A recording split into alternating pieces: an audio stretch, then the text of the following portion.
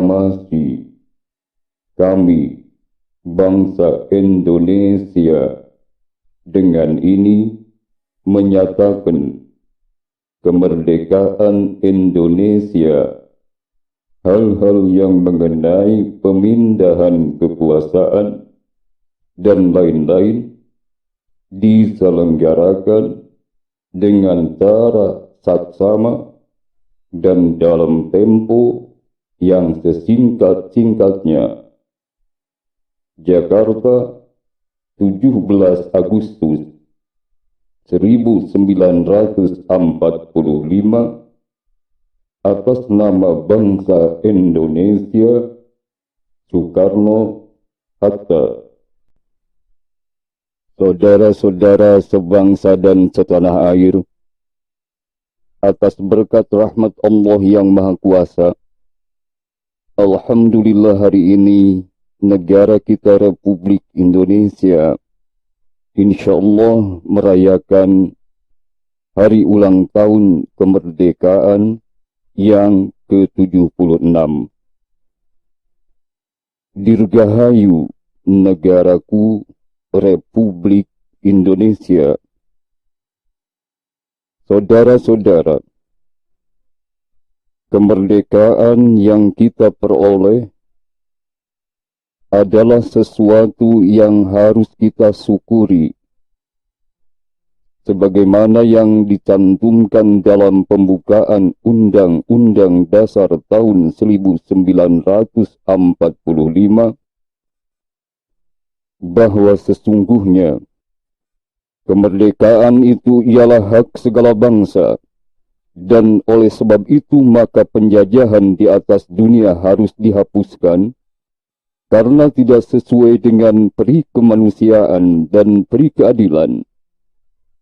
Dan perjuangan pergerakan kemerdekaan Indonesia telah sampailah kepada saat yang berbahagia dengan selamat sentosa, menghantarkan rakyat Indonesia ke depan pintu gerbang kemerdekaan negara Indonesia yang merdeka, bersatu, berdaulat, adil dan makmur.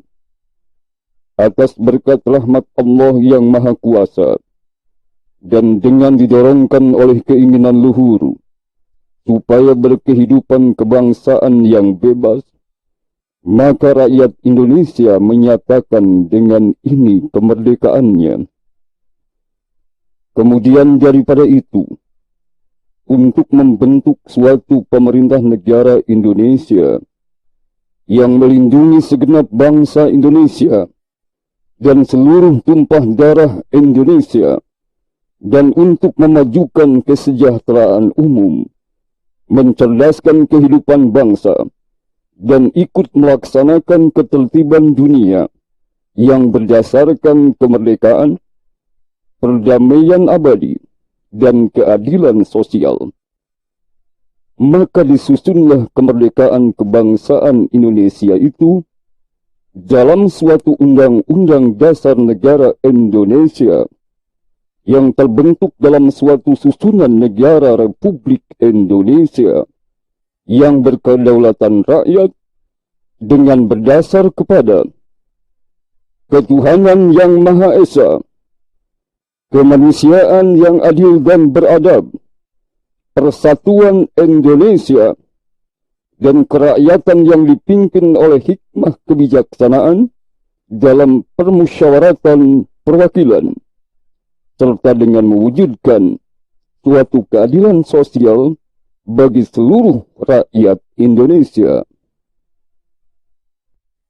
Saudara-saudara sebangsa dan setanah air, dengan demikian kemerdekaan negara Republik Indonesia adalah berkat rahmat Tuhan yang Maha Kuasa, berkat rahmat Allah yang Maha Kuasa, dan dengan didorong oleh keinginan yang luhur, dan juga secara syariat merupakan perjuangan-perjuangan dari tokoh-tokoh pejuang dan seluruh rakyat Republik Indonesia. Oleh karena itu, perkenankan kami untuk menjelaskan sedikit banyak tentang bagaimana tahapan perjuangan dari para pejuang bangsa dari seluruh rakyat Republik Indonesia sehingga tercapai kemerdekaan negara Republik Indonesia yang berdaulat dan dalam berkat serta perlindungan Allah yang Maha Kuasa.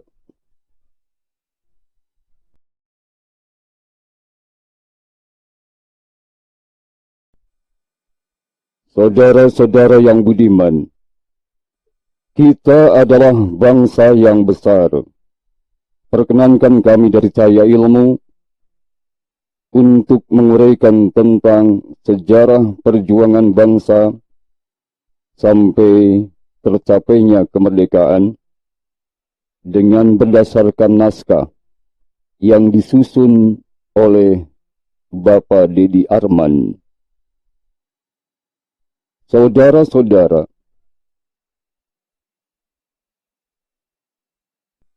menurut sejarah, nenek moyang kita berasal dari satu darah, satu rumpun bangsa dan satu kepercayaan. Mereka berasal dari India belakang dan menyebar ke seluruh kepulauan Nusantara. Di pulau-pulau Nusantara inilah mereka berkembang dan membentuk kelompok-kelompok yang kemudian menjadi suku bangsa-suku bangsa. Mereka hidup dengan tenang dan tentram, yang berdiam di sekitar pantai, kemudian menjadi pelaut-pelaut yang tangguh. Mereka mengarungi lautan dan samudera dengan gagah berani. Mereka menjadi pelaut-pelaut ulung. Pada masa itu, nenek moyang kita menikmati masa keemasan dan kejayaan bahari. Karena peradaban semakin maju, serta adanya keinginan untuk bersatu dan keinginan untuk hidup lebih teratur, maka terbentuklah kerajaan-kerajaan di bumi Nusantara kita. Demikianlah sekitar tahun 400 Masehi, lahirlah kerajaan-kerajaan pertama di Nusantara ini. Kerajaan itu masih bersifat Hindu, misalnya Kerajaan Kutai di Kalimantan. Kerajaan ini kelak diteruskan pula dengan Kerajaan Mulawarman. Sedangkan pada masa yang hampir bersamaan, di Jawa Barat terbentuk Kerajaan Tarumanegara, dan di Jawa Tengah lahir Kerajaan Kedu. Kemudian di Sumatera, di Jambi yang kita kenal, terbentuklah Kerajaan Melayu. Namun, kerajaan-kerajaan tersebut belumlah begitu besar. Perkembangan pesat mulai terjadi dengan datangnya pengaruh kebudayaan dan ajaran dari India. Sebab memang Nusantara kita terletak pada jalur pelayaran perdagangan India dan Cina. Dari pengaruh itu lahirlah Kerajaan Sriwijaya sekitar tahun 600 Masehi. Pusatnya berkisar di Palembang, Jambi, dan kemungkinan Minangkabau. Sriwijaya terus berkembang. Kerajaan-kerajaan kecil sebelumnya disatukan ke bawah pemerintahan Sriwijaya.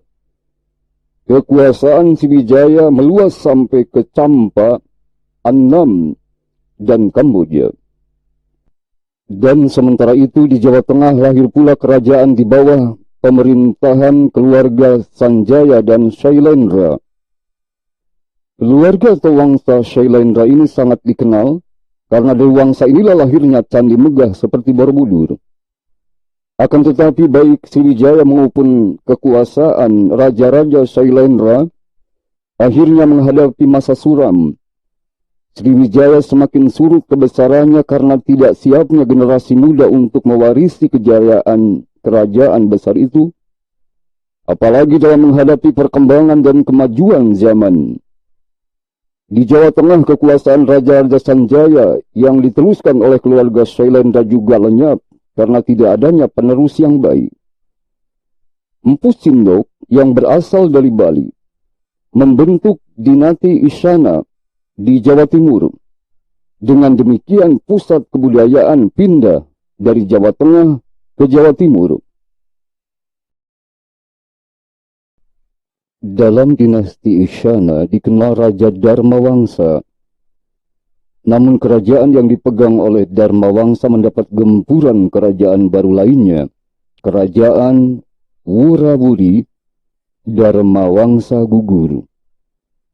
Menantunya yang bernama Airlangga kemudian membangun kerajaan baru yang kelak dikenal dengan nama Kahuripan. Airlangga ini menggempur dan mengalahkan kembali Wurawuri. Kahuripan setapak demi setapak maju dan berkembang. Sebagai seorang raja, Airlangga terkenal bijaksana dan memperhatikan kesejahteraan rakyatnya.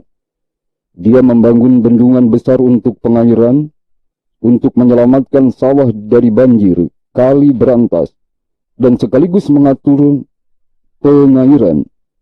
Beliau memerintahkan dan memimpin sendiri pembangunan bendungan di Waringin Sapta. Pewaris tahta kerajaan yang ditinggalkan Airlangga tidaklah sehebat Airlangga. Kahuripan yang kemudian berubah menjadi Kediri, setelah diwariskan oleh Airlangga itu digempur oleh Ken Arok. Ken Arok mendirikan Singosari. Singosari ini berkembang pesat pula. Penerus Ken Arok kelak kemudian hari menggempur Sriwijaya yang sudah lemah menjelang akhir abad ke-13. Dan sejak saat itu Sriwijaya tenggelam pula ke dalam sejarah. Ketika Kertanegara memerintah Singosari, Kediri yang juga disebut Daha bangkit lagi. Singosari dihancurkan. Namun Kediri tetap tidak mampu menandingi kebesaran Sriwijaya pada masa keemasannya dulu. Raden Wijaya, menantu Kertanegara yang juga merupakan bekas Panglima Singosari, akhirnya mendirikan kerajaan Majapahit. Majapahit ini ternyata berkembang maju dengan pesat sekali. Kediri atau Daha itu kemudian dengan mudah ditaklukkan. Majapahit kembali memperlihatkan kegemilangan sejarah nenek moyang kita. Patih yang terkenal dalam kerajaan Majapahit adalah Gajah Mada. Dia bertekad untuk menyatukan seluruh Nusantara ini. Karena tekadnya itu dia melakukan sumpah, dikenal dengan Sumpah Palapa, yang kemudian dalam zaman modern dijadikan nama satelit telekomunikasi di negara kita. Sumpah Palapa itu diucapkannya pada tahun 1331 di Panangkilan, di sebelah selatan alun-alun Majapahit. Semula, para pembesar Majapahit lainnya hanya menertawakan Sumpah Palapa itu. Tetapi Gajah Mada adalah Mahapati yang tidak kenal putus asa. Ejekan rekan-rekannya dia jadikan cambuk untuk membuktikan kemampuan dan cita-citanya. Akhirnya, cita-citanya tercapai. Zaman keemasan Majapahit berlangsung semasa Hayam Wuruk menjadi raja, dengan Gajah Mada yang tetap menjabat sebagai Mahapati. Di bawah pemerintahan Dewi Tunggal inilah, panji-panji kebesaran Majapahit berkibar di mana-mana. Seluruh Nusantara termasuk Kalimantan Utara dan Irian Jaya berada di bawah pemerintahan Majapahit. Juga demikian halnya dengan Semenanjung Melayu. Sayang sekali, selagi Majapahit masih jaya, generasi mudanya tidak mempersiapkan diri untuk mewarisi kebesaran itu. Juga tidak mempersiapkan diri untuk menghadapi perkembangan dan kemajuan zaman. Dengan meninggalnya Gajah Mada dan kemudian disusul dengan wafatnya Hayam Wuruk, Majapahit mulai memperlihatkan tanda-tanda kehancuran. Keserakahan orang-orang yang ingin berkuasa mempercepat keruntuhan Majapahit. Dan di saat-saat kehancuran sudah diambang pintu, ajaran dan kebudayaan Islam masuk ke Nusantara, terutama di daerah-daerah pelabuhan pantai. Ajaran dan kebudayaan itu dibawa oleh pedagang-pedagang terutama dari Arab, Persia, dan Gujarat. Keturunan raja-raja Sriwijaya yang sudah menganut agama Islam bangkit kembali. Mereka membangun kerajaan Islam di Semenanjung Melayu dan melepaskan diri dari Majapahit. Di Demak, lahir pula kerajaan Islam di bawah Raden Patah. Raden Patah ini menurut catatan kuno adalah putra dari Prabu Brawijaya, raja terakhir Majapahit. Dan seperti halnya dengan Sriwijaya dulu, Majapahit pun akhirnya tenggelam ke dalam sejarah. Sekalipun demikian, nenek moyang kita tetap menjadi tuan rumah di tanah air kita sendiri. Mereka hanya menunggu munculnya seorang pemimpin besar yang dapat menyatukan bumi Nusantara kembali.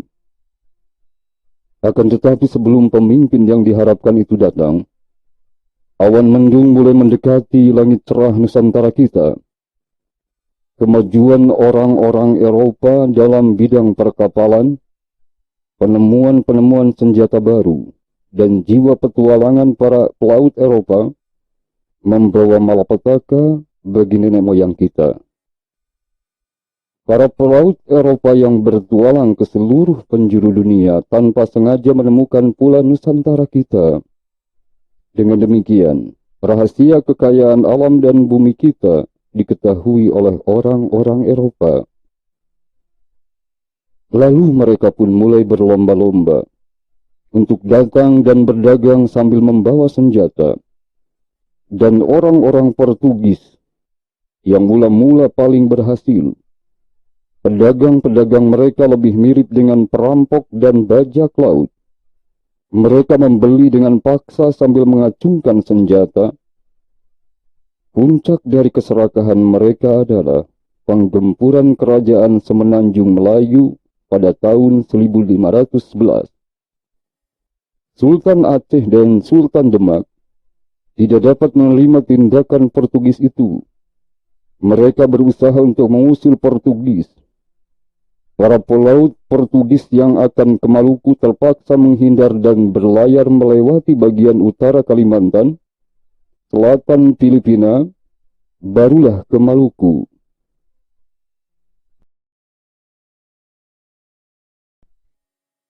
Kerajaan Demak berkali-kali menggempur kedudukan Portugis di Semenanjung Melayu.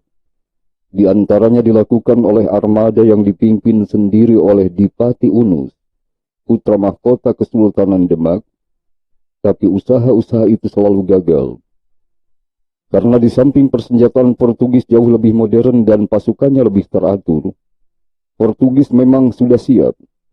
Mereka berada dalam posisi bertahan dan sudah menguasai tempat-tempat yang strategis dan menguntungkan. Portugis sendiri lalu berusaha untuk berhubungan dengan Pajajaran. Pelabuhan Pajajaran adalah Sunda Kelapa, dan jika hubungan itu berjalan baik maka itu berarti bahaya lebih besar akan datang. Demak segera mempersiapkan langkah untuk menahan kemajuan Portugis yang serakah itu. Kesultanan Demak lalu mengirimkan Fatahillah membawa pasukan ke Jawa Barat. Fatahillah berhasil menduduki Banten, Sunda Kelapa, dan Cirebon. Di laut yang bernama Teluk Jakarta, armada Fatahillah menghancurkan armada Portugis, dan Fatahillah membangun kota baru yaitu Jayakarta. Dengan demikian, Portugis gagal untuk melebarkan kekuasaannya ke Pulau Jawa. Sementara itu, Kesultanan Aceh juga semakin maju. Pada masa pemerintahan Sultan Iskandar Muda, Aceh mencapai pula masa kejayaannya, perdagangannya maju pesat, dan rakyat hidup dengan makmur. Sekalipun demikian, usaha Aceh untuk mengusir pula Portugis dari Semenanjung Melayu juga tidak berhasil dengan baik. Di Eropa, Portugis benar-benar ibarat menguasai tenggorokan bangsa-bangsa Eropa lainnya. Sebab pada masa itu, rempah-rempah dari Nusantara kita sangat dibutuhkan di sana. Padahal Portugis menguasai seluruh perdagangan rempah-rempah itu. Keberhasilan pedagang-pedagang Portugis itu membangkitkan rasa iri dan keserakahan pedagang-pedagang Eropa lainnya. Pedagang-pedagang dari Inggris, Spanyol, dan Belanda menyusul ke Nusantara sambil membawa senjata. Sementara itu Nusantara kita masih tetap belum dapat disatukan. Bahkan kerajaan-kerajaan kecil semakin banyak. Pertentangan di antara kerajaan-kerajaan ini sangat memudahkan orang-orang Eropa untuk menanamkan kuku-kuku keserakahan mereka. Orang-orang Belanda sudah merencanakan keinginan mereka untuk menguasai perdagangan di bumi Nusantara kita ini untuk mencegah persaingan sesama pedagang mereka. Di negeri Belanda dibentuklah persatuan khusus untuk para pedagang yang ingin berdagang di Hindia Timur. Didirikan tahun 1602, Hindia Timur adalah sebutan mereka untuk Nusantara kita ini. Persatuan ini mereka beri nama Verenigde Oost-Indische Compagnie atau disingkat POC, Kompeni Belanda. Di Nusantara kita nama itu kemudian lebih dikenal dengan sebutan Kompeni atau Kompeni saja. POC niatnya jelas-jelas akan merampok, sebab armada dagang mereka diperlengkapi dengan senjata-senjata berat dan pasukan lengkap. Sebagai langkah pertama, Verenigde Oost-Indische Compagnie atau POC lalu menggempur dan mengusir Portugis dari Semenanjung Melayu tahun 1605. Dengan demikian, pintu masuk ke Nusantara kita sudah dikuasai oleh POC. Pada tahun 1609 dengan akal liciknya, Belanda yang mula-mula hanya membuka kantor dagang berhasil menempatkan gubernur jenderalnya yang pertama di Nusantara. Namanya Peter Bolt. 12 tahun kemudian, Jayakarta mereka rampas dan mereka jadikan pangkalan utama bagi kekuatan mereka. Awan mendung pun mulai menyelimuti kecerahan langit Nusantara kita.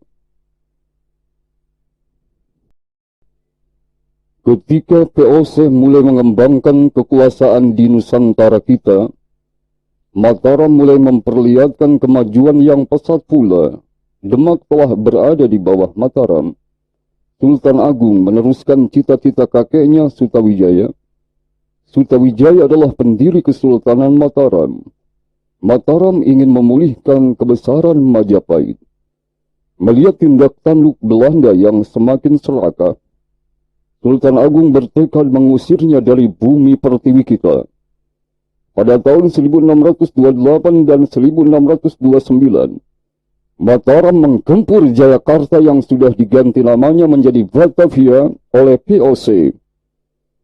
Armada dan pasukan penggempur itu diberi nama Divisi Kaladuta I dan Divisi Kaladuta II. Kedua serbuan itu gagal. Pertama, karena armada Belanda memang sudah sangat kuat di samudera. Kedua, karena Belanda dapat menyusupkan mata-matanya untuk menghancurkan perbekalan pasukan Mataram dalam penyerbuan itu. Sultan Agung sendiri tetap bertekad untuk mengusir kompeni Belanda.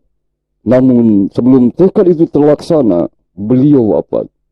Sedangkan wibawa dan kehebatan para penerusnya tidak dapat menyamai Sultan Agung.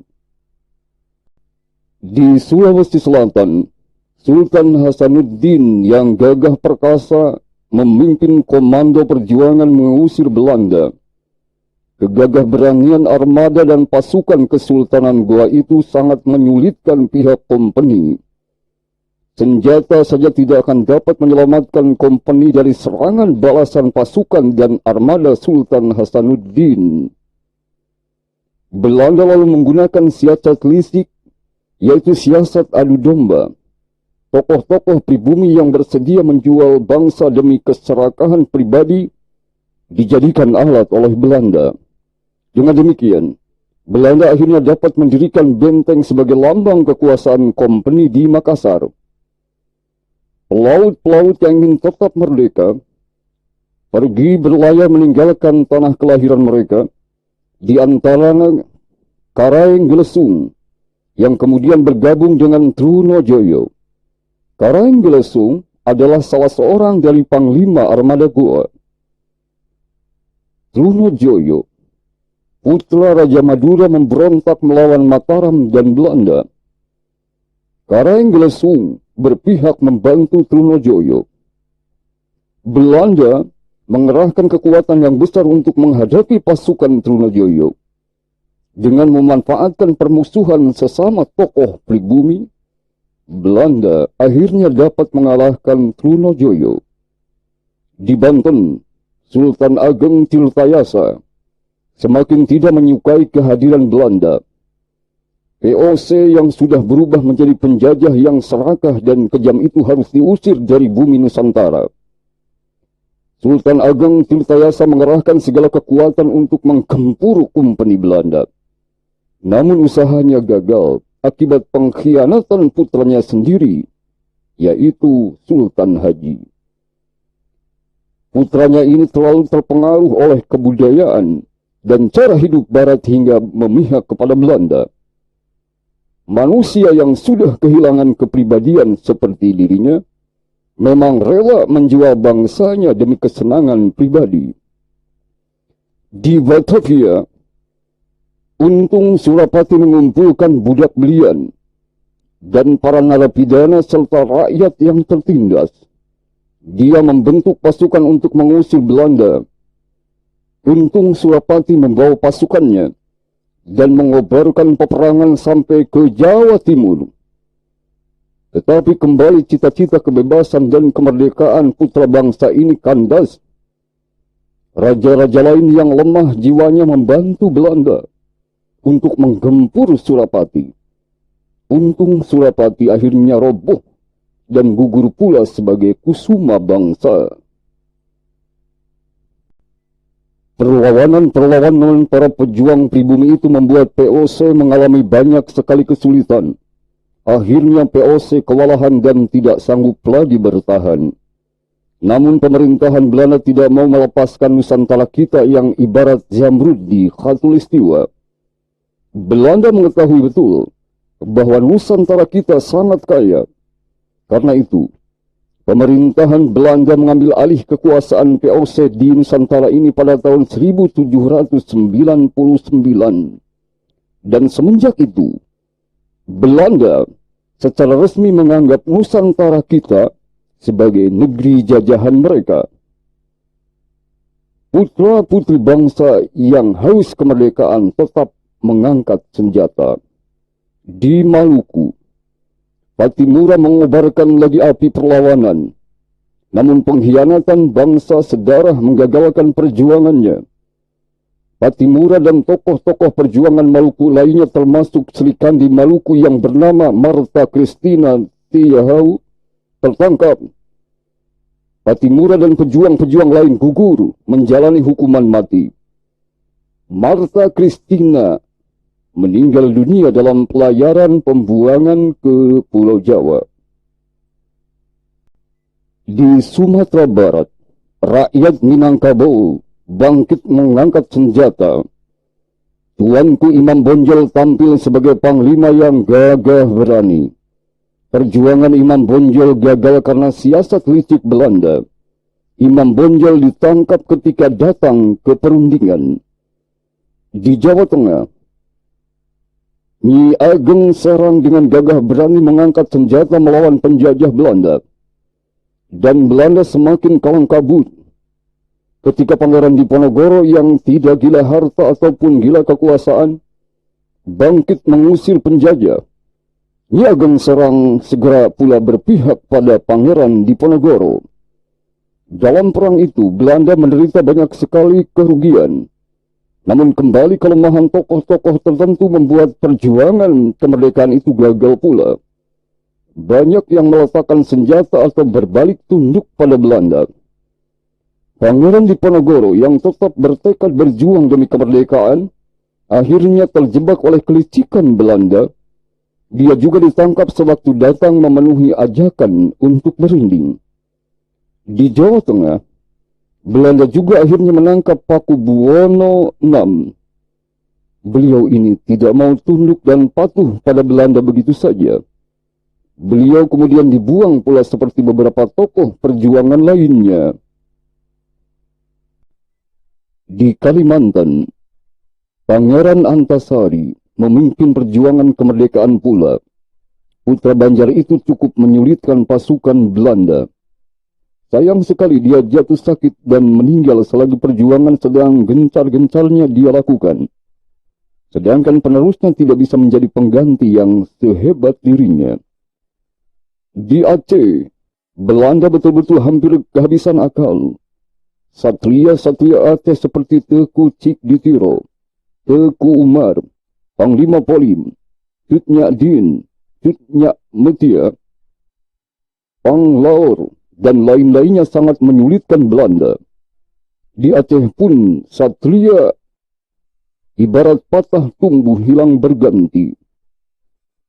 Belanda hampir tidak pernah berhasil menginjakan kakinya secara tenang di Aceh sampai Indonesia memproklamirkan kemerdekaannya. Di tanah Batak, Sultan Sisingamangaraja dengan garang mengangkat senjata berjuang mengusir penjajah Belanda. Raja Datu Tanah Batak ini akhirnya gugur bersama putra-putrinya dilanda peluru musuh demi menegakkan cita-cita kemerdekaan. Di Jambi, Sultan Toha Saifuddin mengharamkan kaki Belanda untuk menginjak bumi pertiwi tercinta ini. Demi sumpahnya itu, beliau rela berkorban. Darahnya kemudian membasahi bumi pertiwi. Beliau gugur setelah terluka parah akibat tembakan Belanda. Ini hanya sebagian dari perjuangan para putra bangsa dalam usaha mengusir penjajah. 17 orang di antara para pejuang kemerdekaan atau lebih telah dianugerahi gelar pahlawan nasional oleh pemerintahan Republik Indonesia atas jasa-jasa dan perjuangan mereka. Saudara-saudara sebangsa dan setanah air, menjelang akhir abad ke-19, para pemuda Indonesia mulai banyak yang dapat mengikuti pendidikan tinggi. Mereka ini merupakan tokoh-tokoh berpendidikan modern yang pertama di tanah air kita. Hal itu bukanlah karena kemurahan hati dan sifat baik Belanda. Kaum kolonial itu terpaksa memberikan pendidikan bagi pemuda Indonesia karena kepentingan penjajah itu sendiri. Belanda memerlukan tenaga terdidik yang kelak bisa digaji lebih rendah daripada tenaga orang-orang Belanda sendiri. Lagi pula Belanda ingin menjadikan negeri jajahan mereka ini sebagai pusaran industri mereka. Ternyata tindakan Belanda itu menjadi semacam bumerang atau senjata makan tuan bagi Belanda sendiri.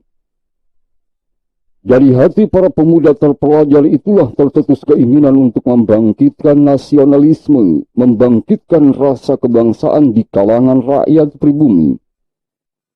Golongan terpelajar kita bangkit dengan cara-cara mereka. Lalu pada tanggal 20 Mei tahun 1908, mahasiswa-mahasiswa sekolah dokter Jawa membentuk organisasi modern. Sekolah dokter Jawa itu bernama School of Oefening van Indische Artsen. Nama itu disingkat dengan Stolpia. Apalagi setelah terbukti bangsa-bangsa Asia ternyata dapat mengalahkan bangsa-bangsa Barat, antara lain setelah Jepang dapat mengalahkan Rusia, rasa kebangsaan itu menjadi semakin tergugah. Organisasi yang mereka bentuk adalah Budi Utomo. Yang mempunyai gagasan itu adalah Dr. Sutomo, Gunawan Mangunkusumo, dengan Dr. Wahidin Sudirohusodo sebagai penasihatnya.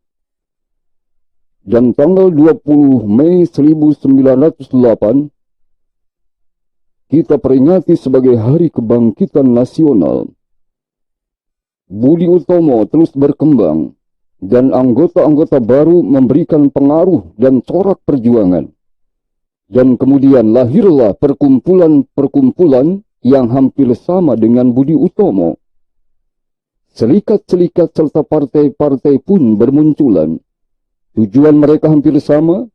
Begitu pula dengan organisasi-organisasi pemuda yang bersifat kedaerahan. Persatuan-persatuan pemuda organisasi dan partai mulai menampakkan semangat perlawanan mereka. Pemberontakan yang lebih terorganisasi mulai terjadi di mana-mana. Belanda segera mengambil sikap tangan besi. Pemberontakan para pemuda itu mereka hancurkan dengan kejam.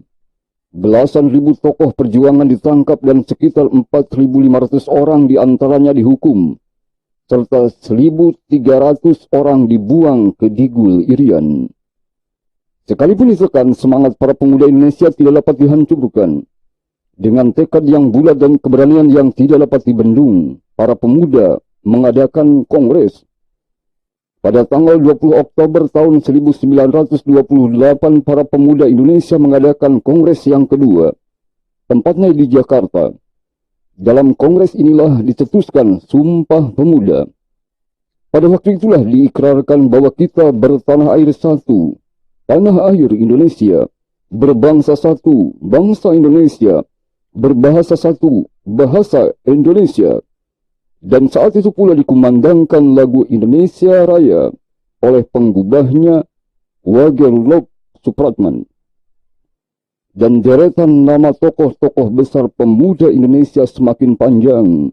Di antaranya Soekarno, Hatta, Haji Agus Salim, Cokro Aminoto, Sutomo, Tamrin, dan lain sebagainya. Perjuangan tokoh-tokoh pemuda lebih banyak kemudian mengarah pada perjuangan politik. Sebelum usaha untuk membebaskan Indonesia dari penjajahan berhasil, Jepang merajalela di Asia Timur dan bala tentara Jepang maju terus ke selatan tanpa terbendung. Pada tanggal 8 Maret 1942 Belanda menyerahkan Indonesia kepada Jepang. Belanda menyerah tanpa syarat di Kalijati, Subang. Dan sejak saat itu mulailah penderitaan baru setelah 3,5 abad dijajah oleh Belanda. Mula-mula Jepang bersikap baik karena Jepang tahu rakyat Indonesia sudah siap-siap untuk kemerdekaan dirinya. Padahal Jepang belum cukup siap untuk menguasai keadaan. Jepang memberikan janji-janji manis kepada bangsa Indonesia dan rakyat diajak meningkatkan produksi, terutama produksi pangan. Para pemuda diajak untuk mengikuti latihan kemiliteran. Bagi pemuda hal itu dinilai sebagai persiapan untuk mengisi kemerdekaan kelak. Tetapi semuanya hanyalah siasat Jepang saja. Bahan makanan sangat diperlukan Jepang untuk menghadapi perang di Asia Timur yang pasti akan lama. Tenaga-tenaga militer dari pemuda Indonesia akan digunakan Jepang untuk memperkuat bala tentara Jepang menghadapi sekutu. Untuk itu, Jepang membentuk tentara pembela tanah air atau PETA yang terdiri dari para pemuda Indonesia. Baru kemudian, bangsa Indonesia merasakan pahitnya penjajahan Jepang. Jepang akhirnya memperlihatkan keasliannya sebagai penjajah. Kekejaman dan penindasan terjadi di mana-mana. Rakyat dipaksa bekerja demi kepentingan bala tentara Jepang. Rakyat terjebak menjadi romusa untuk melakukan kerja paksa yang tak berperi kemanusiaan. Berpuluh-puluh ribu tunas bangsa tewas dalam romusa itu. Belum terhitung korban yang jatuh akibat pembantaian yang kejam didahului dengan penyiksaan. Produksi memang meningkat, tetapi rakyat Indonesia mati kelaparan di mana-mana. Semua hasil dirampas oleh tentara pendudukan. Di mana-mana, rakyat tampak berpakaian compang-camping bahkan hampir telanjang. Pakaian dari karung goni sudah dianggap lumayan pada masa itu. Di bawah penjajahan, manusia Indonesia kelasnya tidak jauh lebih tinggi daripada hewan-hewan di hadapan bala tentara Jepang. Tidaklah terlalu berlebihan kalau dikatakan bahwa penderitaan 3,5 abad dijajah Belanda belumlah sepedih penderitaan 3,5 tahun dijajah Jepang. Sekalipun diancam, para pemuda kita tidak tinggal diam. Usaha-usaha untuk merdeka semakin mereka tingkatkan. Ancaman hukuman dari penjajah tidak membuat mereka mundur. Gerakan-gerakan di bawah tanah semakin ditingkatkan. Pemberontakan juga terjadi di mana-mana. Dan menjelang tahun 1945, kekejaman Jepang mulai mengendor. Jepang berusaha lagi menarik hati rakyat Indonesia. Sebab Jepang mulai menderita kekalahan di mana-mana akibat majunya pasukan sekutu. Karena itu Jepang membutuhkan bantuan rakyat Indonesia. Ketika kekalahan Jepang semakin besar, Jepang memberi janji-janji manis lagi kepada bangsa Indonesia. Jepang menjanjikan kemerdekaan. Untuk itu Jepang membentuk Dokuritsu Yumbi Tsusake atau Badan Penyelidik Usaha-Usaha Persiapan Kemerdekaan.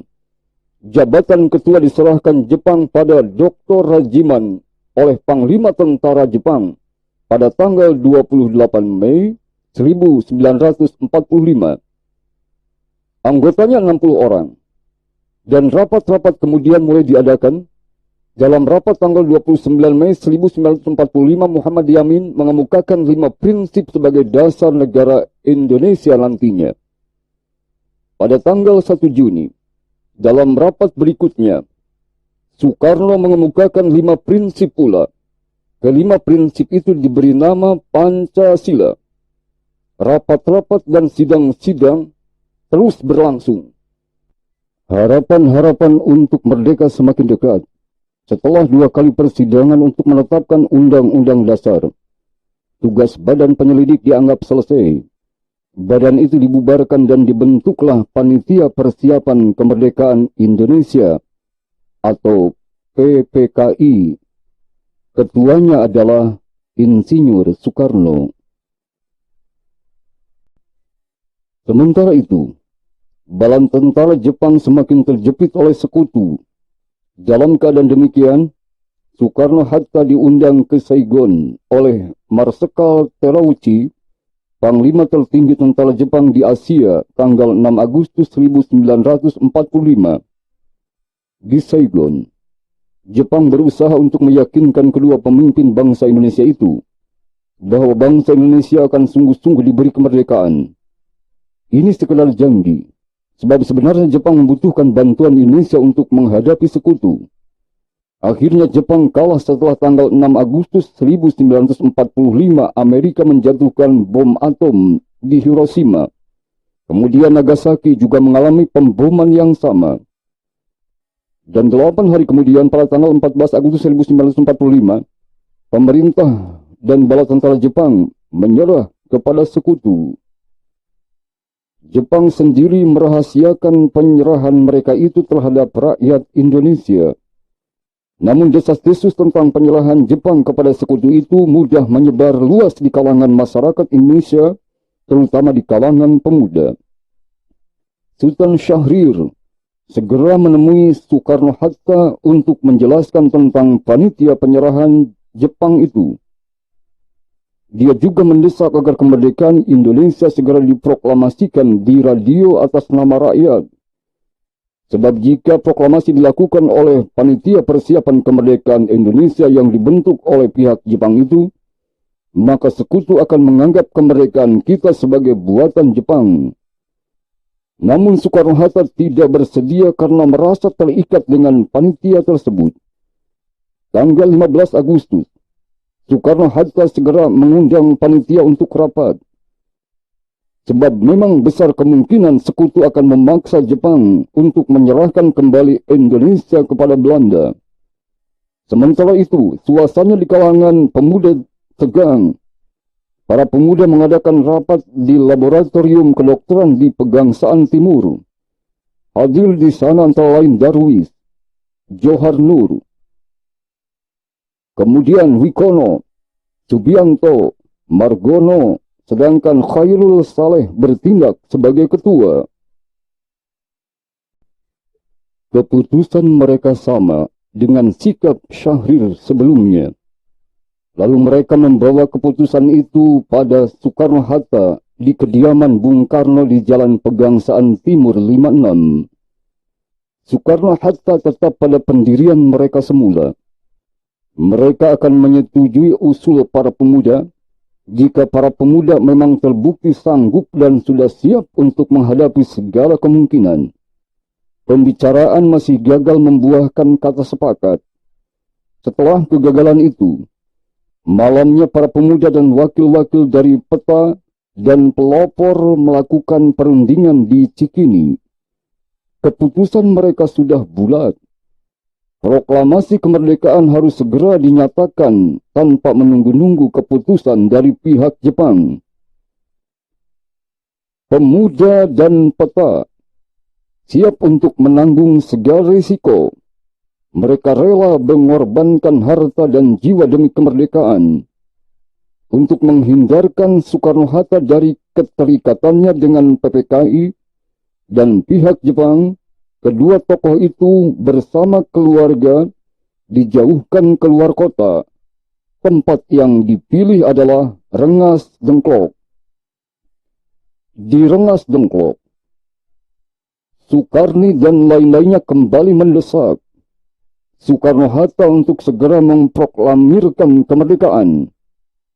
Di Rengas Dengklok, Soekarno dan lain-lainnya kembali mendesak Soekarno-Hatta untuk segera memproklamirkan kemerdekaan. Dan setelah melalui berbagai ketegangan dan pembicaraan, naskah proklamasi dapat diselesaikan oleh Bung Karno bersama tokoh-tokoh lainnya seperti Hatta, Mr. Subarjo, dan lain-lain. Pada jam 10 waktu Indonesia Barat, tanggal 17 Agustus tahun 1945,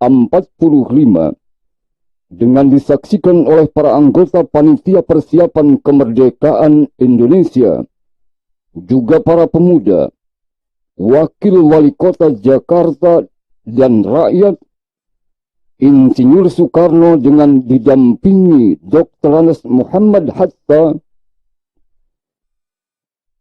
membacakan naskah proklamasi kemerdekaan Indonesia bertempat di Jalan Pegangsaan Timur 56, gemaknya berkumandang ke seluruh dunia.